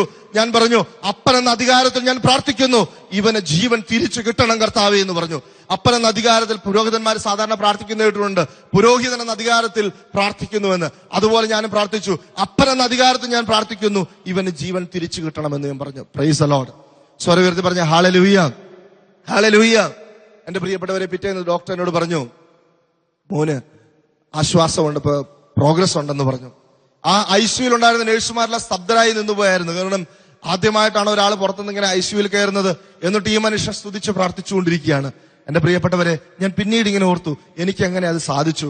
സ്വന്തം മകൻ മരിക്കാനായിട്ട് എന്റെ കയ്യിലല്ല എന്ന് മാത്രമേ ഉള്ളൂ, എന്റെ കരങ്ങളിൽ കിടക്കുന്നത് പോലെ കിടക്കുകയാണ്. അപ്പൊ എനിക്ക് സ്തുതിക്കാൻ എങ്ങനെ സാധിച്ചു? എനിക്ക് മനസ്സിലായി, ദൈവത്തിന്റെ പരിശുദ്ധാത്മാവ് ആ സമയത്ത് ആ ആശുപത്രിയിൽ എന്റെ കൂടെ ഉണ്ടായിരുന്നത് കൊണ്ടാണ് ആ സമയത്തും എനിക്ക് സ്തുതിച്ച് പ്രാർത്ഥിക്കാൻ സാധിച്ചതെന്ന്. Price the Lord. സ്വരത്തിൽ പറഞ്ഞ ഹല്ലേലൂയ. 2009 ഡിസംബർ 24 എന്റെ മോനെ ഡിസ്ചാർജ് ചെയ്ത് വീട്ടിലേക്ക് കൊണ്ടുവരികയാണ്. ഞങ്ങൾക്ക് വലിയ സന്തോഷം, കാരണം പിറ്റേന്ന് ക്രിസ്മസ് ആണ്. എന്റെ വീട്ടിലും ഒരു ഉണ്ണി പിറന്നിരിക്കുന്നു. വലിയ സന്തോഷത്തോടെ ഞങ്ങൾ അവനെ വീട്ടിലേക്ക് സ്വീകരിച്ചു. 5-6 മാസങ്ങൾ കഴിഞ്ഞു. അവന്റെ ചേഷ്ടകളിലെല്ലാം ഞങ്ങൾക്ക് എന്തൊക്കെയോ സംശയം തോന്നാൻ തുടങ്ങി. അവന് വേണ്ടത്ര പുരോഗതിയില്ല. അങ്ങനെ വെല്ലൂർ ക്രിസ്ത്യൻ മെഡിക്കൽ കോളേജിൽ അവനെ പരിശോധനയ്ക്കായിട്ട് കൊണ്ടുപോയി. പരിശോധനയ്ക്കായിട്ട് കൊണ്ടുപോയപ്പോൾ അവിടെ ഒരു കോൺവെന്റ് ഉണ്ട്, സെന്റ് ലൂക്ക് സെന്റർ എന്ന് പറയുന്ന കോൺവെന്റ് ഉണ്ട്. അവിടെയാണ് ഞങ്ങൾ താമസിച്ചുകൊണ്ടിരുന്നത്. അച്ഛന്മാരുടെ എഴുത്തൊക്കെ കൊണ്ടുപോവുകയാണെങ്കിൽ ചെറിയ വാടകയ്ക്ക് നമുക്ക് അവിടെ താമസിക്കാൻ പറ്റും. അവിടെ നിന്ന് 3 സിസ്റ്റേഴ്സ് ഉണ്ടായിരുന്നു, മലയാളികൾ, വളരെ സ്നേഹമുള്ള സിസ്റ്റേഴ്സ്. അവർ ആശുപത്രി ഡ്യൂട്ടി കഴിഞ്ഞാൽ ഓടി വന്ന മോനെ എടുത്ത് താലോലിക്കുന്ന വളരെ സ്നേഹമുള്ള സിസ്റ്റേഴ്സ് ഉണ്ടായിരുന്നു. ഞങ്ങൾക്ക് പരിശോധനയുടെ സമയമെല്ലാം കഴിഞ്ഞ ബാക്കി സമയത്തെല്ലാം പ്രാർത്ഥിക്കാൻ ഇഷ്ടംപോലെ സമയം, എല്ലാ ദിവസവും വിശുദ്ധ കുർബാന, അങ്ങനെ ദിവസങ്ങൾ കഴിഞ്ഞുപോയി. എല്ലാ പരിശോധനകളും കഴിഞ്ഞുപോയി. ഡോക്ടറെ അവസാനമായിട്ട് കാണേണ്ട ദിവസം എത്തി. ടെസ്റ്റുകളുടെ എല്ലാ റിപ്പോർട്ടുകളുമായിട്ട് ഡോക്ടർ ഇരിക്കുന്നു. ഞങ്ങൾ ഡോക്ടറിന്റെ മുറിയിൽ ഇരിക്കുകയാണ്. കമ്പ്യൂട്ടറിൽ ടെസ്റ്റുകൾ റിപ്പോർട്ടുകൾ നോക്കിക്കൊണ്ട് ഡോക്ടറിന്റെ മുഖത്ത് പോലും നോക്കാതെ ആദ്യം പറഞ്ഞ വാക്ക് ഇങ്ങനെയാണ്, ഐ ആം സോറി എന്ന് പറഞ്ഞു. ഡോക്ടർ മായ തോമസ്, പീഡിയാട്രിക് ന്യൂറോളജിസ്റ്റ്, മലയാളിയാണ്. ഡോക്ടറിനോട് പറഞ്ഞ വാക്കാണ് ഐ ആം സോറി എന്ന്. അപ്പൊ ഞാൻ ചോദിച്ചു, എന്താ ഡോക്ടറെ അങ്ങനെ പറയാൻ കാരണം? അപ്പോ ഡോക്ടറിനോട് പറഞ്ഞു, നിങ്ങളുടെ കുഞ്ഞിന് 2 പ്രധാനപ്പെട്ട അസുഖങ്ങളുണ്ട്. ഒന്ന് കോർട്ടിക്കൽ ബ്ലൈൻഡ്നെസ് എന്നാണ് അസുഖത്തിന്റെ പേര്, മറ്റൊന്ന് സെറിബ്രൽ പാൾസി. എനിക്കൊന്നും മനസ്സിലായില്ല. ഞാൻ എന്താണിത് എന്ന് ചോദിച്ചു. കോർട്ടിക്കൽ ബ്ലൈൻഡ്നെസ് എന്ന് പറഞ്ഞ ഡോക്ടർ എന്നോട് വിശദീകരിച്ചു തന്നു. നമ്മൾ മനുഷ്യൻ ഒരു കാഴ്ച കണ്ടു കഴിഞ്ഞാൽ തലച്ചോറിൽ ഒരു പ്രതലത്തിൽ പോയി ഇത് പതിയുമെന്ന് കേട്ടിട്ടുണ്ട്. ഈ തലച്ചോറിൽ ഈ പ്രതലത്തിന് പറയുന്ന പേരാണ് ഒക്സിപിറ്റൽ ലോബ് എന്ന്. ഈ ഒക്സിപിറ്റൽ ലോബിൽ പോയി പതിയുന്ന കാഴ്ചകൾ മാത്രമേ കണ്ടു എന്ന് പറയാൻ പറ്റുള്ളൂ. കണ്ണിലൂടെ കടന്നുപോയി എന്ന് വെച്ചിട്ട് കാഴ്ചയായില്ല. ഈ തലച്ചോറിൽ ഈ പ്രതലം ഉണ്ടാകണമെങ്കിലേ കാഴ്ചയാവുള്ളൂ. ഇവന്റെ ആ ഭാഗം പൂർണ്ണമായിട്ടും നശിച്ചു പോയിരിക്കുന്നു എന്ന് പറഞ്ഞു. Price the lord. സ്വരവേർത്തി പറഞ്ഞ ഹല്ലേലൂയ, ഹല്ലേലൂയ. യേശുവേ നന്ദി, യേശുവേ സ്തോത്രം. അതുകൊണ്ട് ജീവിതകാലത്ത് ഇനി അവന് കാഴ്ച ഉണ്ടായിരിക്കുകയില്ല എന്ന് പറഞ്ഞു. സെറിബ്രൽ പാൾസി കുഞ്ഞിനെ സാധാരണ കുഞ്ഞുങ്ങളെ പോലെ ചെയ്യാനുള്ള ശേഷിയില്ലാത്ത അവസ്ഥ. കിടന്ന കിടപ്പിൽ കിടക്കുകയായിരിക്കും. എന്നാൽ ചില കുഞ്ഞുങ്ങൾക്ക് ഇത് കുറച്ച് കുറവാണെങ്കിൽ, സെറിബ്രൽ പാൾസിയുടെ അളവ് കുറച്ച് കുറവാണെങ്കിൽ ഒക്യുപേഷണൽ തെറാപ്പിയും ഫിസിയോതെറാപ്പിയും ഒക്കെ ചെയ്ത് ട്രെയിനിങ് കൊടുത്ത് അത്യാവശ്യം അവരുടെ കാര്യങ്ങളിലേക്കൊക്കെ ചെയ്യിപ്പിക്കാനുള്ള ശേഷി ഉണ്ടാക്കിയെടുക്കാം. പക്ഷേ നിങ്ങളുടെ കുഞ്ഞിന് സീവിയർ ആയതുകൊണ്ടും ഇവൻ ഒരിക്കലും കാഴ്ച ഇല്ലാത്തത് കൊണ്ടും ഇവന് ട്രെയിനിങ് സാധ്യമല്ല. കണ്ടു കഴിഞ്ഞാൽ നമുക്ക് വേണമെങ്കിൽ ഒരു ട്രെയിനിങ് ഒക്കെ നടത്താം. പക്ഷെ ഇവന് കാഴ്ചയില്ലാത്തതുകൊണ്ട് അതൊന്നും സാധ്യമല്ല. അതുകൊണ്ട് നിങ്ങളുടെ കുഞ്ഞ് ജീവിതകാലം മുഴുവൻ കിടന്ന കിടപ്പിൽ കിടക്കുകയുള്ളൂ എന്ന് പറഞ്ഞു. Price the lord. സ്വരം ഉയർത്തി പറഞ്ഞ ഹല്ലേലൂയ, ഹല്ലേലൂയ. യേശുവേ നന്ദി, യേശുവേ സ്തോത്രം. എന്റെ പ്രിയപ്പെട്ടവരെ, ഞെട്ടിപ്പോയി, ചങ്ക് തകർന്നുപോയി. ഒരുപാട് കാലം ആഗ്രഹിച്ച് 9 വർഷത്തെ കാത്തിരിപ്പിന് ശേഷം കിട്ടിയ കുഞ്ഞ്. ഞാൻ ഈ വിശ്വാസം സ്വീകരിച്ചു വന്നതുകൊണ്ട് തന്നെ ഒരുപാട് പേരെന്നോട് പറഞ്ഞിട്ടുണ്ട്, നീ ഈ വിശ്വാസം സ്വീകരിച്ചത് കൊണ്ടാണ് നിന്റെ നാശം, നിനക്ക് തകർച്ചകൾ ഉണ്ടായതെന്ന്. ഇതാ അവരുടെ മുമ്പിലേക്ക് വീണ്ടും ഞാൻ ഈ കുഞ്ഞിനെയല്ലേ വെച്ചു കൊടുക്കേണ്ടത്. ഞാൻ അപമാനിക്കപ്പെടുന്നുണ്ടല്ലോ കർത്താവേ, നീ അപമാനിക്കപ്പെടുന്നുണ്ടല്ലോ കർത്താവേ. നെഞ്ചു തകർന്നു പോയി. തിരിച്ച് കോൺവെന്റിലേക്ക് വന്നു. എന്റെ ഭാര്യ കുഞ്ഞിനെയും കൊണ്ട് കെട്ടിപ്പിടിച്ച് അവളെ കമഴ്ന്നു കിടന്ന് കരയുകയാണ്. എനിക്ക് അവളെ ആശ്വസിപ്പിക്കാൻ വാക്കുകളില്ല. ഞാൻ ആ ചാപ്പലിലേക്ക് കയറി. ഏകദേശം ഉച്ചയ്ക്ക് 1:30-2 മണിക്ക് ഞാൻ ചാപ്പലിൽ കയറിയതാണ്. രാത്രി 1 മണി സമയം വരെ ഞാൻ അവിടെ തന്നെ ഇരുന്നു. കണ്ണിൽ നിന്ന് കണ്ണുനീരിങ്ങനെ ഒഴുകുന്നുണ്ട്. ഒച്ചത്തിൽ കരയുന്നില്ല എന്ന് മാത്രമേ ഉള്ളൂ, കണ്ണുനീരിങ്ങനെ വന്നുകൊണ്ടിരിക്കുന്നുണ്ട്. ആ സമയത്ത് രാത്രി 1 മണി സമയത്ത് ഞാനൊരു സ്വരം കേൾക്കുകയാണ്, നീ എന്തിനാണ് കരയുന്നത് എന്ന സ്വരം. ഞാൻ ചോദിച്ചു, എന്റെ കുഞ്ഞിന്റെ അവസ്ഥ കണ്ടില്ലേ? അവന് ഒരിക്കലും ഇനി കാഴ്ച ഉണ്ടായില്ല. അവനിനി ഒരിക്കലും എഴുന്നേറ്റ് നടക്കുകയില്ല. അവൻ എന്റെ ഭാര്യയെയോ അവന് കാണിയല്ല. അവൻ ഈ ലോകത്തെ കാണാൻ സാധിക്കുകയില്ല. അവൻ കിടന്ന കിടപ്പിൽ ഒരു മാംസപിണ്ഡമായി ഇങ്ങനെ കഴിഞ്ഞു പോവുകയുള്ളൂ. ഞാൻ എന്റെ അപ്പനല്ലേ, എങ്ങനെ എനിക്ക് കരയാതിരിക്കാൻ പറ്റും? ഞാൻ ഈ സ്വരത്തിനോട് ഇങ്ങനെ മറുപടി പറഞ്ഞു. എനിക്കറിയില്ല ആരാ സംസാരിച്ചെന്ന്. പെട്ടെന്ന് ആ സ്വരം എന്നോട് തിരിച്ചു പറഞ്ഞു, ഈ കുഞ്ഞിനെ നിനക്ക് ഞാൻ തന്നതാണ്, നിനക്ക് ഇവനെ പോറ്റാൻ ബുദ്ധിമുട്ടുണ്ടോ എന്ന് ചോദിച്ചു. അപ്പൊ എനിക്ക് മനസ്സിലായി, ദൈവം എന്നോട് സംസാരിക്കുന്നതാണെന്ന്. ഉടൻ ഞാൻ പറഞ്ഞു, ഇല്ല കർത്താവേ, എനിക്ക് യാതൊരു ബുദ്ധിമുട്ടുമില്ല, അവനെ കണ്ണിലെ കൃഷ്ണമണി പോലെ ഞാൻ നോക്കിക്കൊള്ളാം എന്ന് പറഞ്ഞു. Price the lord. സ്വരം ഉയർത്തി പറഞ്ഞ ഹല്ലേലൂയ. എന്റെ പ്രിയപ്പെട്ടവരെ, തുടർന്ന് ആ സ്വരം അങ്ങ് പോയി. ഞാൻ ആ ചാപ്പലിലിരുന്ന ബൈബിൾ എടുത്ത് വായിച്ചു. ആ ബൈബിളിൽ ഞാൻ ഇങ്ങനെ വായിച്ചു, ഫിലിപ്പിയർക്ക് എഴുതിയ ലേഖനത്തിന്റെ 1-ാം അധ്യായം 29-ാം തിരുവചനമായിരുന്നു ഞാൻ വായിച്ചത്. ക്രിസ്തുവിൽ വിശ്വസിക്കാൻ മാത്രമല്ല, അവന് വേണ്ടി സഹിക്കാൻ കൂടിയുള്ള അനുഗ്രഹമാണ് നിനക്ക് ലഭിച്ചിരിക്കുന്നത് എന്നായിരുന്നു വചനം. ഞാൻ ചോദിച്ചു, കർത്താവേ, എന്തെല്ലാം അനുഗ്രഹങ്ങളുണ്ട്, ഈ അനുഗ്രഹം തന്നെ തരണോ? ക്രിസ്തുവിൽ വിശ്വസിക്കാൻ മാത്രമല്ല, അവന് വേണ്ടി സഹിക്കാനുള്ള അനുഗ്രഹം. സഹനം ഒരു അനുഗ്രഹമാണെന്ന് ഈശോ എന്നെ പഠിപ്പിക്കുകയാണ്. അപ്പോ ഈശോ വീണ്ടും എന്നോട് മറുപടി പറഞ്ഞു. ലൂക്കായുടെ സുവിശേഷത്തിന്റെ 2-ാം അധ്യായം 35-ലേക്ക് നീ ഒന്ന് നോക്കുക. അവിടെ മാതാവിനെ അനുഗ്രഹിച്ചുകൊണ്ട് ശിമയോൻ പറയുന്ന ഒരു വചനമുണ്ട്, നിന്റെ ഹൃദയത്തിലൂടെ ഒരു വാൾ തുളഞ്ഞു കയറുമെന്ന്. മാതാവിനെ അനുഗ്രഹിച്ചുകൊണ്ട് ശിമയോൻ പറഞ്ഞതാണ്, സാധാരണ പറഞ്ഞതല്ല, അനുഗ്രഹിച്ചുകൊണ്ട് പറഞ്ഞതാണ്. അപ്പോ സഹനം അനുഗ്രഹമാണെന്ന് ഒരിക്കൽ കൂടി തിരുവചനം എനിക്ക് കാണിച്ചു തരികയാണ്. Price the lord. സ്വരം ഉയർത്തി പറഞ്ഞ ഹല്ലേലൂയ. യേശുവേ നന്ദി. ഞാൻ പറഞ്ഞു, കർത്താവേ, ഇത് കടന്ന കൈയായി പോയി. ഈ അനുഗ്രഹത്തിന്റെ അർത്ഥം എന്ത്? ഈ അനുഗ്രഹം കൊണ്ട് എനിക്ക് എന്ത് കിട്ടും? ലോകത്തിന്റെ മുമ്പിൽ ഞാൻ അപമാനിതനാവുകയില്ലേ എന്ന് ഞാൻ ഈശോയോട് ചോദിച്ചു. ഈശോ എന്നോട് മറുപടി പറഞ്ഞു. വെളിപാടിന്റെ പുസ്തകം 7-ാം അധ്യായം 13 മുതലുള്ള വാക്യങ്ങൾ കാണിച്ചു തരികയാണ്. ഇവിടെ കാണുക, യോഹന്നാന് സ്വർഗത്തിലെ ശ്രേഷ്ഠന്മാര് സ്വർഗത്തിലേക്ക് കൂട്ടിക്കൊണ്ടുപോയിട്ട് യോഹന്നാനെ കാണിച്ചു കൊടുക്കുന്ന ഒരു രംഗമാണ്. വെള്ള വസ്ത്രധാരികളായ ഏതാനും ആൾക്കാർ സ്വർഗത്തിൽ ഇങ്ങനെ നിൽക്കുന്നു. യോഹന്നാനോട് സ്വർഗത്തിലെ ശ്രേഷ്ഠൻ ചോദിക്കുന്നു, യോഹന്നാൻ, ഇവരാരാണ്? ഇവരെവിടെ നിന്നാണ് വരുന്നത്? അപ്പൊ യോഹന്നാൻ മറുപടി പറഞ്ഞു, എനിക്കറിയത്തില്ല പ്രഭു, അങ്ങേക്കറിയാമല്ലോ. അപ്പൊ ശ്രേഷ്ഠൻ തന്നെ മറുപടി പറയാണ്, ഇവരാണ് വലിയ ഞെരുക്കത്തിൽ നിന്ന് വരുന്നവർ. കുഞ്ഞാടിന്റെ രക്തം കൊണ്ട് തങ്ങളുടെ വസ്ത്രങ്ങളെ കഴുകി വെളുപ്പിച്ചവരാണിവർ. ഇവരാണ് വലിയ സഹനത്തിൽ നിന്ന് വരുന്നവർ. കുഞ്ഞാടിന്റെ രക്തം കൊണ്ട്, യേശുവിന്റെ രക്തം കൊണ്ട് തങ്ങളുടെ ഞെരുക്കത്തിന്റെ കാലത്ത്, സഹനത്തിന്റെ കാലത്ത് തങ്ങളെ തന്നെ കഴുകി വെളുപ്പിച്ചവരാണിവർ. അതുകൊണ്ട് ഇവർ ഇന്ന് ഇവിടെ കുഞ്ഞാടിന്റെ സിംഹാസനത്തിന് മുമ്പിൽ എന്നേക്കും അവിടത്തേക്ക് ശുശ്രൂഷ ചെയ്യുന്നു എന്ന വചനഭാഗമാണ് ഞാൻ കാണുക. Price the lord. സ്വരം ഉയർത്തി പറഞ്ഞ ഹല്ലേലൂയ, ഹല്ലേലൂയ. സഹനത്തിന്റെ പ്രതിഫലം സ്വർഗമാണെന്ന് ദൈവം കാണിച്ചു തരുന്നു. മറ്റെല്ലാ അനുഗ്രഹങ്ങളും, മറ്റൊരുപാട് അനുഗ്രഹങ്ങൾ നമുക്ക് കിട്ടാറുണ്ട്. 1 കോടി രൂപ ലോട്ടറി അടിച്ചാൽ ആ അനുഗ്രഹം ഈ ഭൂമിയിൽ വെച്ച് തന്നെ അവസാനിച്ചു തീരും. 3000 square feet, 5000 square feet, 30,000 square feet ഒരു ബംഗ്ലാവ് പണിതാൽ അതിന്റെ ആ അനുഗ്രഹവും ഇവിടെ വെച്ച് തീരും. നല്ലൊരു ജോലി കിട്ടി, നല്ല സാമ്പത്തികമുണ്ടായി, അതിന്റെ ആ അനുഗ്രഹത്തിന്റെ പ്രതിഫലവും ഇവിടെ വെച്ച് തീരും. പക്ഷേ സഹനമെന്ന അനുഗ്രഹത്തിന്റെ പ്രതിഫലം, എന്റെ പ്രിയപ്പെട്ടവരെ, ഇവിടെ വെച്ച് തീരുന്നതല്ല. ആരെല്ലാം സഹിക്കുന്നുണ്ടോ, ഞാൻ വീണ്ടും പറയുന്നു, അവനുള്ള പ്രതിഫലം ഇവിടെയല്ല, സ്വർഗത്തിലാണ് അവന്റെ പ്രതിഫലം. Price the lord. സ്വരവേദി പറഞ്ഞ ഹല്ലേലൂയ, ഹല്ലേലൂയ. വിശുദ്ധ ഇഗ്നേഷ്യസ് ലയോള പറയുകയാണ്, സ്വർഗത്തിലേക്ക് പറന്നുയരാനുള്ള ചിറകുകളാണ് സഹനം.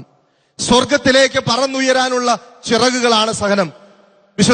വിശുദ്ധനോട് ചേർന്ന് ഞാനും പറയുകയാണ്, കർത്താവെ, നിന്റെ സ്വർഗത്തിലേക്ക് പറന്നുയരാനുള്ള ആ ചിറകുകളില് ഞാനും ഒന്ന് സ്വർഗത്തിലേക്ക് പറന്നോട്ടെ എന്ന് ഞാനും വിശുദ്ധനോടുകൂടി ഞാനും പറഞ്ഞു പോവുകയാണ്. എന്റെ പ്രിയപ്പെട്ടവരെ, കുരിശ് അത് ദൈവ പദ്ധതിയുടെ ഭാഗമാണ്. Price the Lord. സ്വരമേർന്ന് പറയാം ഹല്ലേലൂയ. ഈ കുരിശിനെ ഓർത്തുകൊണ്ട് സഹിച്ചാൽ അത് ദൈവ പദ്ധതിയുടെ ഭാഗമാകില്ല. കുരിശ് യേശുവിന്റെ കുരിശിനോട് ചേർത്ത് വെച്ചാൽ, എന്റെ കുരിശ്, നിന്റെ കുരിശ് യേശുവിന്റെ കുരിശിനോട് ചേർത്ത് വെച്ചാൽ അവിടെ ഒരു ഉത്ഥാനമുണ്ട്, ഒരു മഹത്വമുണ്ട്, ഒരു സ്വർഗാനുഭവമുണ്ട്. ഇന്നത്തെ അവന്റെ അവസ്ഥ അറിയണോ? ഇന്ന് അവൻ 5 വയസ്സ് കഴിഞ്ഞു, അവന് നല്ല വെയിറ്റ് ഉണ്ട്, അവന് ആരോഗ്യമൊക്കെ ഉണ്ട്, പക്ഷെ അവന് ബുദ്ധിയില്ല, സംസാരശേഷിയില്ല, കിടന്ന കിടപ്പിൽ കിടക്കുകയാണ്. അവനെ ഇരുത്തിയാൽ, സപ്പോർട്ട് ചെയ്തില്ലെങ്കിൽ അവൻ മറിഞ്ഞു വീഴും. ആകെ അവനുള്ളത് കേൾക്കാനുള്ള ശക്തി മാത്രമാണ്. എന്റെയും എന്റെ ഭാര്യയുടെയും സ്വരം കേട്ടാൽ അവന് തിരിച്ചറിയും. അനിയത്തിയുടെ കുഞ്ഞുമക്കളുണ്ട്, അവരുടെ സ്വരം കേട്ടാൽ അവൻ തിരിച്ചറിയും. അല്ലാതെ മറ്റൊരു ശക്തിയും അവനില്ല. അവൻ അങ്ങനെ കിടക്കുകയാണ്. പക്ഷേ ഇന്ന് ഞാൻ പറയുന്നു, എന്റെ കർത്താവ് നല്ലവനാണ്. കാരണം ഇവനിലൂടെ കർത്താവ് എനിക്ക് സ്വർഗം തരാനായിട്ട് ആഗ്രഹിക്കുകയാണ്. ഇവൻ എന്തായാലും സ്വർഗം ഉറപ്പാണ്. ഇവൻ വിശുദ്ധനാണ്. എന്റെ പ്രിയപ്പെട്ടവരെ, നെഞ്ചിൽ കൈവച്ച് ഞാൻ പറയട്ടെ, ഒരു വിശുദ്ധനുള്ള കുടുംബത്തിൽ നിന്നാണ്, വീട്ടിൽ നിന്നാണ് ഞാൻ വരുന്നത്. ഇന്ന് രാവിലെ ഞാൻ എന്റെ ക്വാർട്ടേഴ്സിൽ നിന്ന് ഇങ്ങോട്ട് പുറപ്പെടുമ്പോ ഞാൻ അവന്റെ വലതുകരം എടുത്ത് എന്റെ തലയിൽ വെച്ചിട്ട് പറഞ്ഞു, മോനെ, പപ്പ ശുശ്രൂഷയ്ക്ക് പോവുകയാണ്, പ്രാർത്ഥിക്കണമെന്ന്. കാരണം എനിക്ക് ഉറപ്പുണ്ട് എന്റെ കുഞ്ഞിന്റെ പ്രാർത്ഥന, ആ വിശുദ്ധന്റെ പ്രാർത്ഥന എന്റെ കൂടെയുണ്ടെന്ന് എനിക്ക് ഉറപ്പുണ്ട്. Price the lord. സ്വരവേർത്തി പറഞ്ഞ ഹല്ലേലൂയ. അവനിലൂടെ എന്നെ സ്വർഗത്തിലേക്ക് എന്റെ തമ്പുരാൻ കൂട്ടിക്കൊണ്ടുപോകുന്നെന്ന് എനിക്ക് ഉറപ്പുണ്ട്. അവനെ 24 മണിക്കൂറും നോക്കുന്ന ഞാൻ 24 മണിക്കൂറും വീട്ടിലില്ല. 24 മണിക്കൂറും അവന്റെ വേദനകളെല്ലാം കാണുന്ന, ഒരു ദിവസം 10-25 പ്രാവശ്യം ഫിറ്റ്സ് ഉണ്ടാവും. കണ്ണുകൾ ഇങ്ങനെ മിഴിഞ്ഞു വരും, ശ്വാസം മുട്ടി ശ്വാസം കിട്ടാതെ അവൻ വലയും. ആ സമയമെല്ലാം അവന്റെ കൂടെ നിന്നുകൊണ്ട് അവനെ ശുശ്രൂഷിക്കുന്ന എന്റെ ഭാര്യ സ്വർഗത്തിലേക്കാണ് കടന്നു പോകുന്നതെന്ന് എനിക്ക് ഉറപ്പുണ്ട്. Price the lord. സ്വരവേർത്തി പറഞ്ഞ ഹല്ലേലൂയ, ഹല്ലേലൂയ. യെശയ്യാ പ്രവാചകന്റെ പുസ്തകം 48-ാം അധ്യായം 10-ാം തിരുവചനത്തിലൂടെ കർത്താവ് ഇപ്രകാരം അരുളി ചെയ്യുന്നു, ഞാൻ നിന്നെ ശുദ്ധീകരിച്ചു, വെള്ളി പോലെയല്ല, അഗ്നിയുടെ ചൂളയിൽ നിന്നെ ഞാൻ ശോധന ചെയ്തു. എനിക്ക് സ്വർഗത്തിലേക്ക് കടന്നു പോകാൻ വേണ്ടി എന്റെ ഈശോ എന്നെ ഇവിടെ ശോധന ചെയ്തുകൊണ്ടിരിക്കുകയാണ്. ഹല്ലേലൂയ. യേശുവേ നന്ദി, യേശുവേ സ്തോത്രം. എന്റെ പ്രിയപ്പെട്ടവരെ, അങ്ങനെ സ്വർഗത്തിലേക്ക് കടന്നു പോകാനായിട്ട് എന്റെ ദൈവം എന്നെ ശോധന ചെയ്യുന്നെങ്കിൽ, സ്വർഗം എനിക്ക് ദൈവം ഉറപ്പായിട്ട് തരുന്നെങ്കിൽ എനിക്ക് സന്തോഷിക്കാൻ മറ്റെന്തു വേണം? എനിക്ക് സഹനമില്ലാഞ്ഞിട്ടല്ല, എനിക്ക് കരയാനാണെങ്കിൽ വേണമെങ്കിൽ കരയാം. എനിക്ക് സഹനമില്ലാത്തത് കൊണ്ടല്ല ഞാൻ സന്തോഷിക്കുന്നത്. ഞാൻ സന്തോഷിക്കുന്നുണ്ടെങ്കിൽ അതിന്റെ കാരണം ദൈവം എനിക്ക് സ്വർഗം തരുന്നു എന്നതോർത്താണ് ഞാൻ സന്തോഷിക്കുന്നത്. ഹല്ലേലൂയ. എനിക്ക് ദൈവം സ്വർഗം തരാനായിട്ട് എന്നെ അനുഗ്രഹമായിട്ട് സൃഷ്ടിച്ചതിനെ ഓർത്താ ഞാൻ കരയുന്നത്, ഞാൻ സന്തോഷിക്കുന്നത്. എനിക്ക് കരയാനാണെങ്കിൽ ഒരുപാട് കാര്യങ്ങളുണ്ട് പ്രിയപ്പെട്ടവരെ, പക്ഷേ ഞാൻ സന്തോഷിക്കുന്നു എന്നെ ദൈവം സ്വർഗത്തിലേക്ക് കൂട്ടിക്കൊണ്ടു പോകുന്നു എന്നോർത്ത്. Praise the lord. സ്വരവേർത്തി ഹല്ലേലൂയ പറഞ്ഞ ഹല്ലേലൂയ, ഹല്ലേലൂയ. ഇത്രയൊക്കെ പറഞ്ഞപ്പോ നിങ്ങൾ വിചാരിക്കും എന്റെ മോന് ഇതുപോലെ കിടക്കുന്നതോർത്ത് ഞാൻ വലിയ സന്തോഷമാണ്, അങ്ങനെ കിടക്കുന്നതിൽ ഞാൻ വലിയ ആഹ്ലാദമാണ്, അങ്ങനെ തന്നെ കിടന്നോട്ടെ എന്നാണ് ഞാൻ വിചാരിക്കുന്നതെന്ന്. എനിക്കും ആഗ്രഹമുണ്ട്. ഞാൻ സാധാരണ അപ്പനാണ്, കല്ലും മരവും കൊണ്ടുണ്ടാക്കിയ മനുഷ്യനൊന്നുമല്ല. ഞാൻ പറഞ്ഞതുപോലെ എനിക്കും ആഗ്രഹമുണ്ട് എന്റെ കുഞ്ഞ് ഓടിച്ചാടി നടക്കണമെന്ന് എനിക്ക് ആഗ്രഹമുണ്ട്. എന്റെ കുഞ്ഞിന്റെ പ്രായത്തിലുള്ള കുഞ്ഞുങ്ങൾ ഇന്ന് വെക്കേഷൻ സമയത്ത് അവർ ഓടിച്ചാടി എന്റെ ക്വാർട്ടേഴ്സിലേക്ക് ഒളിച്ചു കളിക്കാനായിട്ട് വരുമ്പോ എന്റെ കുഞ്ഞൊരു ശവത്തിനെ പോലെ കട്ടിലിൽ കിടക്കുകയാണ് ഇപ്പോഴും. പക്ഷേ എന്റെ പ്രിയപ്പെട്ടവരെ, ഞാൻ എന്റെ ഈശോയുടെ ഒറ്റ കാര്യം പറഞ്ഞിട്ടുള്ളൂ. എന്റെ ഈശോയെ, ഇവൻ ഓടിച്ചാടി നടക്കണമെന്നും ഇവൻ ഈ ലോകത്തെ കാണണമെന്നും എന്റെ മുഖം, എന്റെ ഭാര്യയുടെ മുഖം കാണണമെന്നും ഒക്കെ ആഗ്രഹമുണ്ടെങ്കിലും നിന്റെ ഇഷ്ടം പിതാവേ, അത് നടക്കട്ടെ. നിന്റെ ഇഷ്ടം അത് നടക്കട്ടെ. ഇതാണ് നിന്റെ ഇഷ്ടമെങ്കിൽ ഇത് നടക്കട്ടെ. എനിക്ക് ഒറ്റ ആവശ്യമേ ഉള്ളൂ, എനിക്ക് സ്വർഗം വേണം. Price the lord. സ്വരവേർത്തി പറഞ്ഞ ഹല്ലേലൂയ, ഹല്ലേലൂയ. എന്റെ പ്രിയപ്പെട്ടവരെ, എന്റെ ദൈവത്തിന് മനസ്സ് വെച്ചാൽ അവന് കാഴ്ച കൊടുക്കാൻ സാധിക്കും. എന്റെ ദൈവത്തിന് മനസ്സ് വെച്ചാൽ അവനെ എഴുന്നേൽപ്പിച്ച് നടത്താൻ സാധിക്കും. പക്ഷേ എന്റെ ദൈവത്തിന്റെ ഇഷ്ടം നടക്കട്ടെ. ഫിലിപ്പി 4:19 പറയുന്ന പോലെ എന്റെ ദൈവം തന്റെ മഹത്വത്തിന്റെ സമ്പന്നതയിൽ നിന്ന് എനിക്ക് ആവശ്യമുള്ളതെല്ലാം തരും. ക്യാൻസർ മാറ്റിയ ദൈവത്തിന്, കുഞ്ഞിനെ തരാൻ സാധിച്ച ദൈവത്തിന് ഇതിലും അപ്പുറത്തേക്ക് ചെയ്യാൻ സാധിക്കും.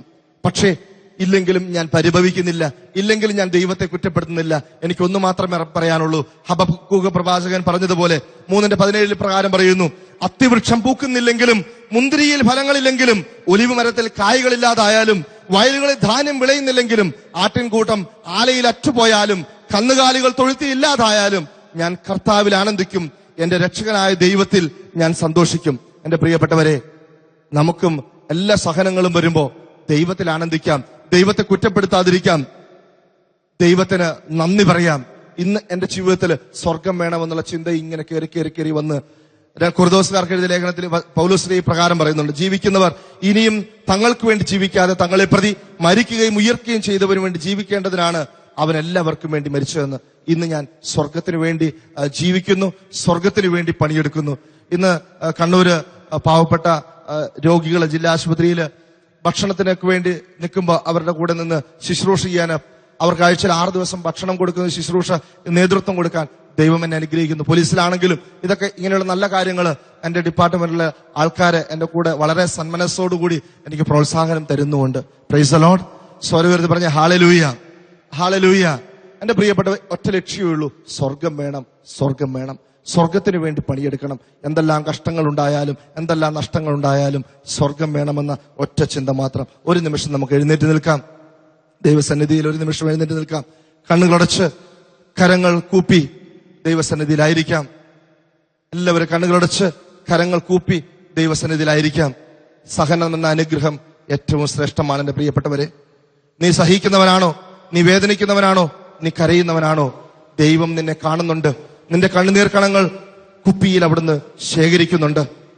ദൈവം നിന്റെ കൂടെയുണ്ട്. നിനക്കായി നല്ല പദ്ധതിയുള്ള ദൈവമാണ് നമ്മുടെ ദൈവം, നമ്മുടെ ഈശോ. നിന്റെ നാശത്തിനുള്ള പദ്ധതിയല്ല, അത് നിന്റെ ശുഭകരമായ ഭാവിക്ക് വേണ്ടിയുള്ള പദ്ധതിയാണ്, നിനക്ക് പ്രത്യാശ നൽകുന്ന പദ്ധതിയാണ്. ദൈവം, ആ ദൈവം നിന്റെ കൂടെയുണ്ട്. നിനക്കായി കരുതുന്ന, നിന്നെപ്പറ്റി ചിന്തയുള്ള, നിന്നെപ്പറ്റി ശുഭകരമായ ഭാവി കാണുന്ന ദൈവം, ആ ദൈവത്തെ ഓർത്ത് നമുക്ക് നന്ദി പറയാം. ആ ദൈവത്തിനോട് ചോദ്യങ്ങൾ ചോദിച്ചു പോയെങ്കിൽ, ഇതെന്തിനാണെന്ന് ചോദിച്ചു പോയെങ്കിൽ, ഈ സഹനം എനിക്ക് എന്തിനെ തന്നതെന്ന് ചോദിച്ചു പോയെങ്കിൽ, നമുക്ക് ദൈവത്തോട് മാപ്പ് പറയാം. ഈശോയോട് പറയാം, ഈശോയെ ഞാൻ അങ്ങനെ ചോദിക്കില്ല. ദൈവമേ, നീ എനിക്ക് മതിയായവനാണ്, നീ എന്നെ കരുതുന്നവനാണ്. കരങ്ങൾ ഉയർത്തി ഒരു നിമിഷം നമ്മുടെ എല്ലാ സഹനങ്ങളെയും ഓർത്ത് ദൈവത്തിന് നന്ദി പറയാം. ഉറക്കെ ഒന്ന് സ്തുതിച്ച് മഹത്വപ്പെടുത്താം. സഹനങ്ങളെ ഓർത്ത് ഹല്ലേലൂയ, ഹല്ലേലൂയ. ദൈവം നമ്മെ അനുഗ്രഹിക്കുന്നു, ദൈവം നമ്മെ അനുഗ്രഹിക്കുന്നു. സഹനങ്ങളെ ഓർത്ത് നന്ദി പറയുന്നവനെ ദൈവം അനുഗ്രഹിക്കും. സഹനങ്ങളെ ഓർത്ത് കരയുന്നവനെയല്ല, സഹനങ്ങളെ ഓർത്ത് ദൈവത്തെ ശപിക്കുന്നവനെയല്ല, സഹനങ്ങളെ ഓർത്ത് ദൈവത്തിന് നന്ദി പറയുന്നവനെ ദൈവം അനുഗ്രഹിക്കും. ഉറക്കെ സ്തുതിച്ചേ, സ്വരം പോലല്ലോ. Hallelujah, hallelujah, hallelujah, hallelujah, hallelujah, hallelujah, hallelujah, hallelujah, hallelujah. യേശുവേ, കരങ്ങളിടിച്ച് നമുക്ക് പാടാം. ഇതാ നല്ല ദൈവം നമ്മുടെ കൂടെയുണ്ട്. യേശയ്യാ പ്രവാചകന്റെ പുസ്തകം 43-ാം അധ്യായം 1-ന്റെ വചനത്തിലൂടെ കർത്താവ് പറയുന്നു, ഭയപ്പെടേണ്ട, ഞാൻ നിന്നെ രക്ഷിച്ചിരിക്കുന്നു, നീ എന്റേതാണ്. സമുദ്രത്തിലൂടെ കടന്നു പോകുമ്പോൾ ഞാൻ നിന്നോട് കൂടെയുണ്ടായിരിക്കും. നദികൾ കലക്കുമ്പോൾ അത് നിന്നെ മുക്കിക്കളയുകയില്ല. അഗ്നിയിലൂടെ നടന്നാലും നിനക്ക് പൊള്ളലേൽക്കുകയില്ല. ജ്വാല നിന്നെ ദഹിപ്പിക്കുകയില്ല. ദൈവം നിന്റെ കൂടെയുണ്ട്. ഹല്ലേലൂയ.